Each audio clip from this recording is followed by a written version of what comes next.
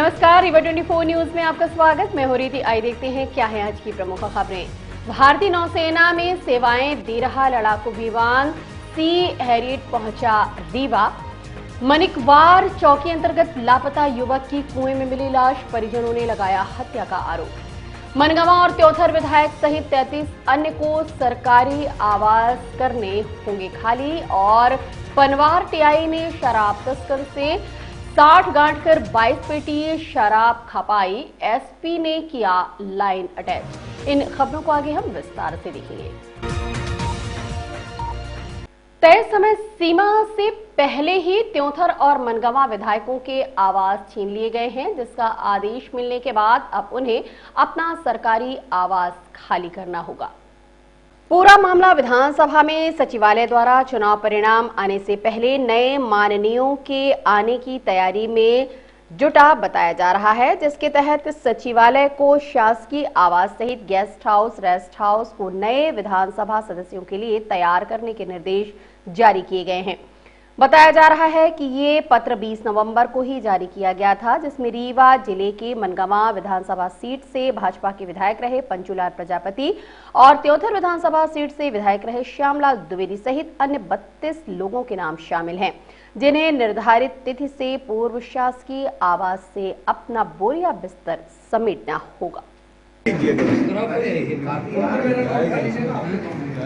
कई आरडीओ में है, उन लोगों ने किया है।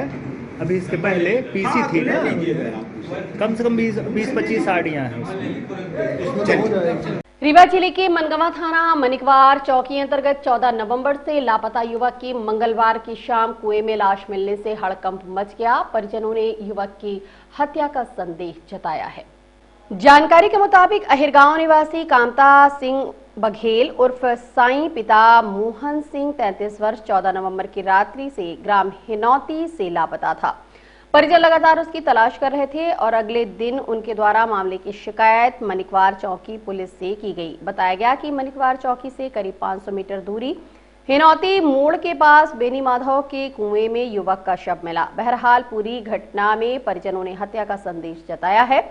शव की पीएम के उपरांत ही मौत की असली वजह सामने आ पाएगी। बयान में एसडीओपी डॉक्टर केएस द्विवेदी ने बताया कि प्रथम दृष्टा हत्या जैसी कोई जानकारी प्राप्त नहीं हो रही है। पोस्टमार्टम रिपोर्ट के बाद ही मामले की जानकारी हो सकती है। इस संबंध में मनिकवार चौकी प्रभारी रामनरेश तिवारी से बात हुई तो उनके द्वारा बताया गया कि मृतक युवक 14 नवंबर से लापता था। कल रात्रि कुएं में शव मिलने की सूचना मिली थी।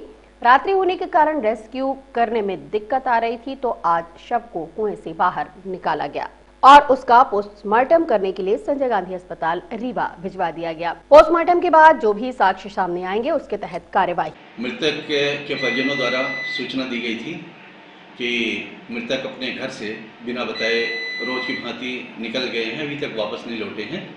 जिस संबंध में पुलिस चौकी मनकवार में गुम इंसान की कायमी की जा करके उनकी पता तलाश की जा रही थी, लेकिन तलाश के दौरान उनके पास में मोबाइल का भी यूज नहीं करते थे। उसके अलावा नशा वाली जो प्रवृत्ति भी लोगों ने बताया था, उस हिसाब से पुलिस हर संभव तलाश की। कल एक चरवाहा बकरी लेकर के गया था, पेड़ की झाड़ियाँ जो साफ कर रहा था, उसने डेड बॉडी को कुएं में देखा। पुलिस को सूचना दिया। पुलिस ने मर्ग कायम करके पंचायतनामा लेकर के लाश को डॉक्टरों की टीम से पोस्टमार्टम कराने के लिए रीवा भिजवाई है। पोस्टमार्टम मर्ग जांच जारी है। पोस्टमार्टम रिपोर्ट का इंतजार। यहाँ पे परिजनों को कुछ कहना था कि हमको हत्या जैसी चीजें लग रही है, तो क्या इस पे पोस्टमार्टम रिपोर्ट के बाद ही पोस्टमार्टम रिपोर्ट के बाद ही क्लियर हो पाएगा। अभी तक की जांच में न तो मृतक की किसी के साथ कोई रिश्तेदारी थी, न मृतक के मृत्यु से किसी को कोई लाभ होने वाला है, और हर बिंदुओं पर जांच की जा रही है। जैसी भी साक्ष्य मिलेगी उस तरह से वैधानिक कार्रवाई की जाएगी। आपने जिस तरीके से प्रशासन को सूचना दी, उस तरीके से आपने व्यवस्था को अच्छे रूप से संचालित किया, इस पे ग्रामवासियों का कितना आपको सहयोग दिखा? नहीं, ग्रामवासियों का काफ़ी जो सहयोग था, स्वाभाविक है। मृतक के जो परिजन थे गुस्सा उनका था, लेकिन समझाने से और गांव वालों के समझाने से कुछ जो है वहाँ के नेताओं के द्वारा भी समझाने से वो मान गए हैं। परिजनों की मांग क्या थी उस बॉडी मिलने के बाद? अब उनका कहना था कि ये गांव इसमें हमें हत्या की आशंका है, तो पुलिस जो है उसके दुश्मनों को ढूंढे और उनके खिलाफ कार्रवाई करे। तो इसके बाद पोस्टमार्टम रिपोर्ट के बाद ही कोई कार्रवाई की जा सकती है? हाँ, पोस्टमार्टम रिपोर्ट के पश्चात और जो साक्ष्य आएगी, साक्ष्य के आधार पर ही कार्रवाई की। नौती में रहा तो इनको फोन कोई फोन लगाया, हम लोग तो दूर के हैं, शादी वाले हैं हम लोग, पे इनको फोन लगाया कि साईं का आओ ले जाओ, साईं यहाँ भाग रहे हैं। हम उसको अभी पैंट पहनाए हैं और नंगा था, नंगा नहीं था, झूठ बोले, जूता भी पहने, लहास निकली है तो जूता भी पहने हैं, लेकिन उसको कोई पियाया है, खवाया है, उसको मॉडल कह के चाहे मारा हो चाहे जिंदा मचक दिया हो, उसको इदारा में पाए हैं। अब उसको 8 दिन हम खोर हेट डाले, देवता बुता ये सब कर डाले, वो आएगा, हंसी उड़ा में मजाक उड़ा। एक कुआं लकड़ी की तैयारी करो, वह डब्बू बघेल बोला कि लकड़ी की तैयारी कर लो, उसकी लहाज तो कल आती है। और बेनी माधव का नाती बोला हम हेरा रहन कुआं तो कहता नाती हो लड़का हो हम चिंते नहीं है, तो वह बोला कहा थे कि वह करिए क्या हेरती हैं आप, कहाँ थी? तो हम कहें हमारा घर तो मनकवार में है, लेकिन हम इसको हेर रहे हैं अपने भतीजा को, हमारे भतीजा को कोई गोल कर दिया, मिल नहीं रहा। अरे उसको क्या हेरती है, उसको जहाँ ले जाना था तो ले गया। अब हुआ से चलन पुन भगन ते इनका अंत बतान ते ई कहीं कि चल बुआ चली वहाँ 8 भूजी, अरे वहाँ कहाँ तरैया माता, वो तरैया माता बोली कहीं के लड़का आ जाएगा। अच्छा हुआ से आन तब कहीं के खाना खाऊ, हम कहा नहीं खान जैला है नहाए। शंका हमको है कि मार डाले हैं, मारे हैं, बता तो रहे हैं, अब का नाम दर्ज किसको बोल तो रहे हैं, अब आँखी से तो देखे नहीं तो हम मार न डरते, आँखी से देखते तो उसको भी काट डालते ना, हम छोड़ते हैं। हमको शंका है, उसको ढूंढो, हेरो, कुतिया से हेरो, माने उसको सब जैसे हुआ मिला है उसको पता करिए। लेकिन हमारे क्या पुलिस गई थी, आज गई थी, लेकिन लेके पाछे से लहास निकालती, हाँ पचे नहीं देखे पान की लहास कष्ट निकल गई, पीछे से लहास मेरी निकाल दिए और यहाँ आ गई। हम लोग हड़ताल मचा दिए, तब लहास को बुलावा हुआ तो कहीं के नहीं, वो जयवीर सिंह बोले कि चलिए आप हुआ, वो 3-4 उसको मनगमा के थाना में पोस्ट ऑफिस, हम कहा नहीं हमारा रीवा में जांच होगी। यहाँ ये सब लोग नंगे लुटाबाए के पियाए हैं, खवाए हैं, और इसको बड़े बड़े आदमी पैसा खवाए के हमारी लहाज की जांच सही नहीं निकलेगी। तो भारतीय नौसेना में अपनी सेवाएं दे रहा लड़ाकू विमान सी हैरियट आज रीवा पहुंचा। इसे रीवा लाने के लिए महाराजा मार्तन सिंह जुदेव चैरिटेबल ट्रस्ट काफी दिनों से प्रयासरत था और पूर्व में पत्र लिखकर रीवा लाने की मांग की थी। भारतीय नौसेना में भारत की रक्षा कर रहे विमान सी हैरियर विराट सफेद बाघ के लोगों के साथ आज रीवा पहुंचा, जहां पूर्व मंत्री महाराजा पुष्पराज सिंह ने सैनिक स्कूल पहुंचकर सी हैरियर विमान के बारे में बताया कि उनकी लगातार कोशिश रही सी हैरियर विमान अपने यहां आए। सी हैरियर विमान जिसमें आपके रीवा का व्हाइट टाइगर का लोगो दिख रहा है, जो व्हाइट टाइगर विराट है। मोहन का अंतिम बच्चा विराट हमारे यहाँ लगभग 19 साल रहा। ये हमारे लिए बड़ी गर्व की बात है। सी हैरियर ने फॉकलैंड युद्ध और बाल्कन संघर्षों में सेवा की।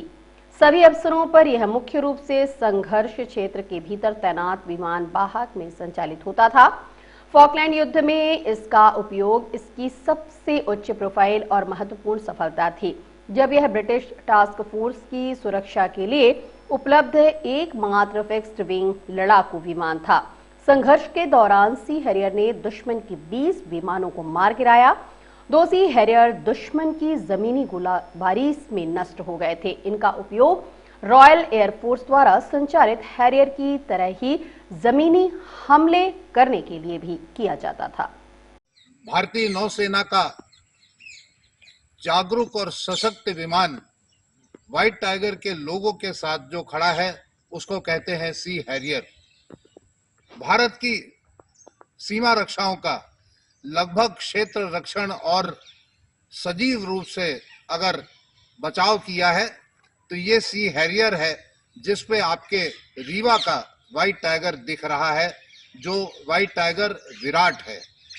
मोहन का अंतिम बच्चा विराट हमारे यहाँ लगभग 19 साल रहा और सन 75 में उसको भारतीय नौसेना को दिया गया। आज वो नौसेना का रक्षण कर रहा है, भारत का रक्षण कर रहा है। बड़े गर्व के साथ रीवा से पुष्पराज सिंह। पनवार थाना टीआई द्वारा शराब तस्कर से साठगांठ कर 22 पेटी शराब खपाने का मामला प्रकाश में आया है, जिसके बाद टीआई को लाइन अटैच कर दिया गया। बताया गया है कि पनवार थाना प्रभारी आरएस बागरी ने 16 नवंबर की देर रात एक वाहन में लोड अंग्रेजी व देसी शराब की अवैध खेप को जब्त किया था। वाहन में करीब 42 पेटी शराब लोड थी। इसमें से करीब 20 पेटी की जब्ती दिखाई गई थी, जबकि अंग्रेजी शराब की 22 पेटियों को उन्होंने दबा दिया था। सूत्रों से बताया कि बाकी की शराब की पेटियां थाना प्रभारी ने अपने कमरे में रखवा लिया था। 5 दिन बाद ठेकेदार से साठगांठ कर शराब की खेप को सोमवार की रात करीब 10 बजे अपने कमरे से बाहर निकलवाया और वाहन में लोड कर रामबाग शराब दुकान भेज दिया। थाना प्रभारी के इस करतूत का वीडियो थाने में पदस्थ एक प्रधान आरक्षक ने बना लिया था। इतना ही नहीं, वरिष्ठ अधिकारियों को सूचना भी दे दी, जिसकी जानकारी होने पर थाना प्रभारी आरएस बागरी और उनका सहयोगी आरक्षक के आवेश में आ गया और प्रधान आरक्षक से गाली गलौज करते हुए मोबाइल छीनकर तोड़ दिया। कुछ गलत कार्रवाइयां थाना प्रभारी के द्वारा की गई है, जिसमें प्रथम दृष्टया उनको अभी लाइन अटैच किया गया है और पूरे समस्त प्रकरण की जांच के लिए एसडीओपी डभौरा को उसमें आदेशित किया गया है और जैसा उस जांच में पाया जाएगा, जिस हिसाब से रिपोर्ट पाई जाएगी, उस हिसाब से अगली कार्रवाई इसमें की जाएगी। वो भी सारी चीज़ जैसा एसडीओपी को सभी चीज़ों का पूरे विस्तृत जांच करने के लिए बोला गया है और जो भी उसमें गलतियां पाई जाएंगी, जो भी त्रुटि पाई जाएगी, उस त्रुटिकर्ता के खिलाफ इसमें कार्रवाई की जाएगी। अगर ऐसी विवाद भी आई है कि मोबाइल तोड़ना या अन्य जो भी चीज़ें आई हैं, तो सभी तथ्यों को ध्यान रखते हुए कार्रवाई की जाएगी। इससे पूर्व 3 बार पहले भी वो कार्रवाई हो चुकी है, तो ऐसे थाना प्रभारी पे थाना रखना उचित है। देखा जाएगा, अगर कोई ऐसा आरोप सिद्ध होता है कि उनको थाने रखने लायक उचित नहीं होगा, तो बिल्कुल उसको थाने पे नहीं रखे जाएंगे ऐसे अधिकारी। और अब मिलते एक छोटे से ब्रेक के बाद। Pentium point group of institutions, a key to success. जी हाँ, Pentium point group of institutions, जहाँ पर आपको मिलते हैं BA LLB 5 year full time program, LLB 3 year full time program, bar council of India से मान्यता प्राप्त हैं। MBA के 2 year full time program AICTE New Delhi से मान्यता प्राप्त हैं। पेंटियम पॉइंट टेक्निकल कॉलेज में स्नातक व स्नातकोत्तर के सभी पाठ्यक्रम संचालित हैं, जिनमें प्रवेश प्रारंभ है। हमारा कॉलेज कोड है P500। याद रखिए, सामान्य वर्ग BPL कार्ड धारकों को शिक्षण शुल्क में छूट व SC ST OBC छात्रों को मध्य प्रदेश शासन के नियमानुसार छात्रवृत्ति। आप संपर्क कर सकते हैं हमारे हेड ऑफिस में, जो है हेडगेवार नगर रेडियो कॉलोनी के सामने रीवा, और कॉलेज कैंपस में जो है करहिया सिमरिया रोड और हरदी सिमरिया रोड रीवा में।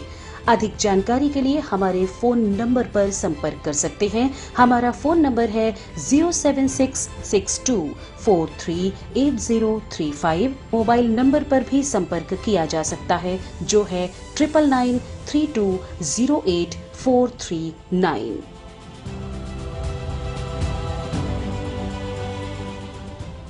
रीवा शहर में आज हाई कोर्ट के आदेश का पालन करते हुए वाहन चेकिंग का अभियान शुरू किया गया।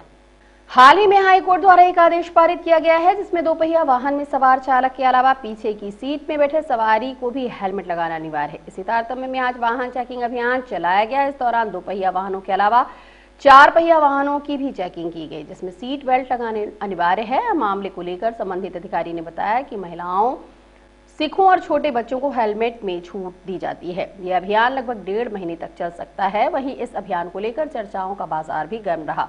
लोगों का कहना है कि चुनाव में हुए खर्च का भरपाई अब सरकार इस तरह से अभियान चलाकर कर रही है। हाई कोर्ट ने आदेश भले ही जारी किया हो, लेकिन इस अभियान के चलने की टाइमिंग को लेकर लोगों का सवाल उठना लाजमी भी है। क्या है पूरी जानकारी, आइए आपको दिखाते हैं। जनरली ये रूट चेकिंग है, डेली की जा रही है, पर आज अभी माननीय उच्चतम न्यायालय का एक आदेश जारी हुआ है, जिसमें पिगमिलियन राइडर जो गाड़ी के पीछे बैठते हैं और जो गाड़ी चलाते हैं, जनरली उन सबका चालान करना है। साथ में जो सीट बेल्ट नहीं लगाते हैं, विदाउट ट्रैफिक रूल्स को फॉलो नहीं करते हैं, तो उसी के तहत ये अभियान चलाया जा रहा है ताकि एक मैसेज जनता तक पहुंच सके कि हमें गाड़ी यदि चलाना है तो प्रॉपर हेलमेट लगा के वेयर करके चलें, कार चला रहे हैं तो seat belt proper seat wear करके चलें। उसी के तहत यहाँ पे कार्रवाई चल रही है। ये महिलाओं के लिए क्या निर्देश? महिलाओं के लिए एक मध्य प्रदेश रूल है जिसके तहत महिलाएं हेलमेट के लिए माफ़ की गई है। मतलब महिलाएं हो गई, सिख हो गए, बच्चे हो गए, इनको हेलमेट के लिए देखा जाए तो लगाना इनके लिए आवश्यक नहीं है। यदि महिलाएं राइडिंग कर रही हैं तो उसके नहीं, हेलमेट उनके लिए अधिकृत नहीं है। महिलाएं भी मोटरसाइकिल चला रही हैं। महिलाएं मोटरसाइकिल चला रही हैं, उनके लिए भी हेलमेट लगाना अधिकृत नहीं है। मतलब एक तरह से देखा जाए तो उन्होंने एमपी रूल्स के तहत उनको छूट दी गई है इस संबंध में। कारण क्या है, हाँ, उन महिलाओं के जनरली जुड़ा होता है जिस कारण से हेलमेट प्रॉपर तरीके से फंक्शनिंग नहीं कर पाता, जिस कारण से महिलाओं को, बच्चों को और सिखों को अकॉर्डिंग टू रूल्स इसके लिए रोका गया है कि आपको हेलमेट नहीं लगाना। ये कब तक अभियान चल रहा है? अभियान जनरली लगभग 1.5-2 महीने का। ये तो डेली रूट तो चेकिंग होती है, साथ में अभियान ये लगभग। और अब मिलते एक छोटे से ब्रेक के बाद। अब आपके शहर रीवा में पुष्पांजलि ग्रीन्स मैरिज गार्डन की हुई शुरुआत। शादी, बर्थडे पार्टी सहित अन्य कार्यक्रमों के लिए सर्व सुविधाओं के साथ आप सभी के लिए सस्ता एवं उचित दाम पर उपलब्ध है। 2 एकड़ से अधिक एरिया में बने मैरिज गार्डन में सीसीटीवी कैमरे एवं बेहतरीन पार्किंग व्यवस्था के साथ में 6 कमरे, अटैच लेट बाथरूम, उत्तम हॉल की व्यवस्था, इतना ही 4500 वर्ग फीट में निर्मित मैरिज हॉल सभी व्यवस्थाओं के साथ उपलब्ध है। पुष्पांजलि ग्रीन्स मैरिज गार्डन बदराव स्थित शिल्पी ग्रीन्स के बगल में गुड़ रोड, रीवा।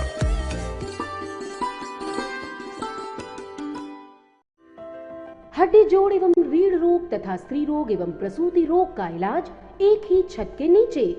विघ्नहर्ता hospital and trauma centre, hotel landmark के पास, रतहरा, रीवा। डॉक्टर संतोष सोनी, पूर्व चिकित्सक, बॉम्बे हॉस्पिटल, मुंबई। हड्डी जोड़ एवं रीढ़ रोग विशेषज्ञ, छोटे चीरे एवं दूरबीन विधि द्वारा हाथ तथा पैर की हड्डियों का ऑपरेशन। गठियाबात, जटिल एवं बिगड़े हुए फ्रैक्चर का बेहतर इलाज करते हैं डॉक्टर संतोष सोनी। विघ्नहर्ता हॉस्पिटल ट्रॉमा सेंटर में ही स्त्री एवं प्रसूत रोग विशेषज्ञ डॉक्टर शैलजा सोनी भी उपलब्ध हैं, जिनकी देखरेख में नॉर्मल डिलीवरी, सिजेरियन ऑपरेशन एवं बच्चेदानी से संबंधित ऑपरेशन की बेहतर सुविधा। संतानहीन दंपत्ति तत्काल संपर्क करें। विघ्नहर्ता hospital and trauma centre, hotel landmark के पास, रतहरा, रीवा। सुविधाजनक एवं सफल इलाज हेतु आज ही संपर्क करें। विघ्नहर्ता hospital and trauma centre, hotel landmark के पास, रतहरा, रीवा। मोबाइल नंबर 7828781983 अथवा 8462956774 पर।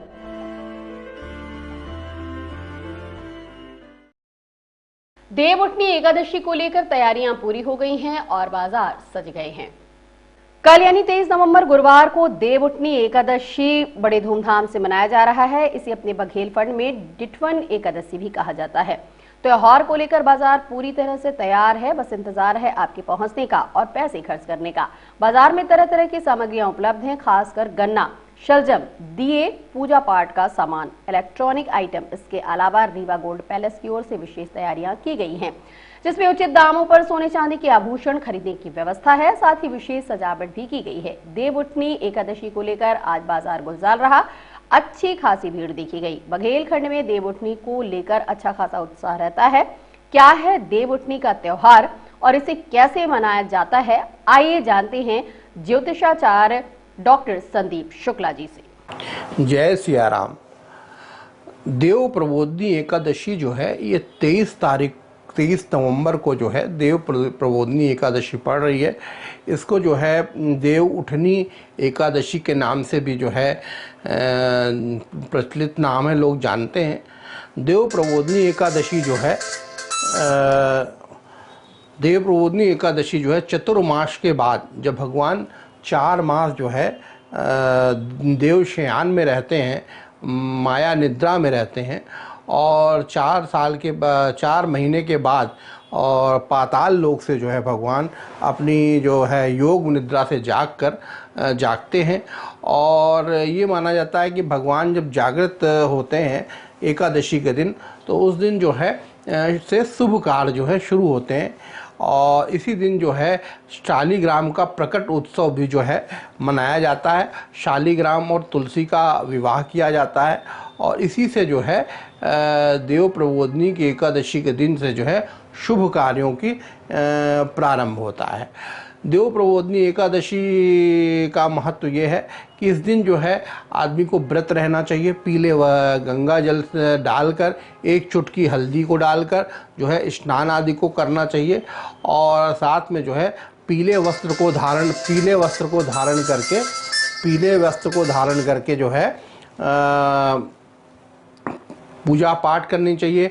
अक्षत पुष्प फूल दक्षिणावर्ती शंख ले लें। दक्षिणावर्ती शंख से दूध आदि से जो है भगवान का स्नान करें, अभिषेक करें, गंगा जल से उनका अभिषेक करें और ये करने के बाद जो है हल्दी आदि का टीका लगाने के बाद, केसर हल्दी का टीका लगाने के बाद भगवान विष्णु को जो है पीले वस्त्र पहनाएं। भगवान को पीला वस्त्र जो है, पीला रंग जो है बहुत शुभ है। अतः जो है इस तरह जो है पूजा पाठ करें। घर को गंगा जल से, गौमूत्र से एकादशी के दिन धोएं और जो है इस दिन जो है महालक्ष्मी का भी दिन होता है, तो महालक्ष्मी की भी प्राप्ति होती है। और इसी दिन से जो है भगवान चतुर्मास को जो है पूर्ण करने के बाद जो है जागते हैं। इसके कारण जो है इसी दिन से जो है जो भी काम आप करते हैं, विवाह है, संस्कार है, जितने भी 16 संस्कार हैं और जिसमें कंछेदन है, मुंडन है, जो भी मनुष्य के संस्कृति संस्कार हैं, सारे संस्कार जो है शुरू हो जाते हैं। उनको शुभत्व की प्राप्ति हो जाती है और भगवान नारायण से जो है पूजा पाठ करके उनका आशीर्वाद, उनका सानिध्य मिलता है, जिससे कल्याण की प्राप्ति होती है।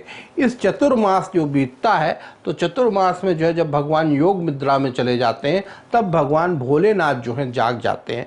तो भोलेनाथ जो हैं भगवान शंकर की जो है सृष्टि के पालनहार हो जाते हैं। भगवान शंकर जो है 4 महीने सृष्टि को चलाते हैं। उसके बाद जब भगवान नारायण जो है योग मुद्रा में जागृत होते हैं तब वो सृष्टि का जो है पालन करते हैं। तो ये आख्यान जो है वैदिक शास्त्र में जो है देव प्रबोधनी एकादशी के लिए जुड़ा हुआ है। अतः जितने भी शुभ कार्य होते हैं वो जो है देव प्रबोधनी के बाद शुरू होते हैं। गन्ना आदि खरीदना चाहिए। गन्ने का जो है मंडप आदि भी लगाना जो है बहुत शुभ होता है और भगवान विष्णु का मंडप सजा के पूजा पाठ करें।